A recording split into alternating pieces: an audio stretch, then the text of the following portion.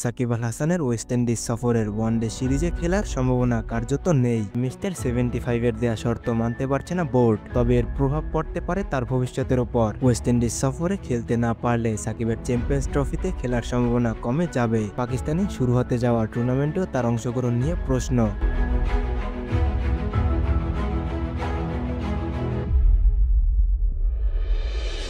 আজ হোটেল ইন্টারকন্টিনেন্টালের এক অনুষ্ঠানে এমনই নানা প্রশ্নের মুখোমুখি হন বিসিবি সভাপতি ফারুক আহমেদ। ফারুক আহমেদ জানান, সাকিব এখনো তাদের পরিকল্পনার অংশ, তবে দেশে না আসতে পারার কারণে তার খেলার বিষয়টি জটিল হয়ে দাঁড়িয়েছে। আইনি জটিলতা এই অবস্থার মূল কারণ। বিসিবি সভাপতি আরও বলেন, সাকিব মানসিক প্রস্তুতির অভাবও তার জাতীয় দলে না ফেরার একটি কারণ হতে পারে, তবে তিনি চান সাকিব দলে ফিরে আসুক এবং দেশের জন্য খেলুন। সাকিবের ভাগ্যে কি আছে? ওয়েস্ট ইন্ডিজ সফরে না খেললে চ্যাম্পিয়ন্স ট্রফি এবং জাতীয় দলে তার ভবিষ্যৎ কিভাবে প্রভাবিত হবে? এইসব প্রশ্নের উত্তর সময় বলে দেবে। আপনার মতামত কি? সাকিবকে দলে ফিরতে দেখার আশায় কি আছেন?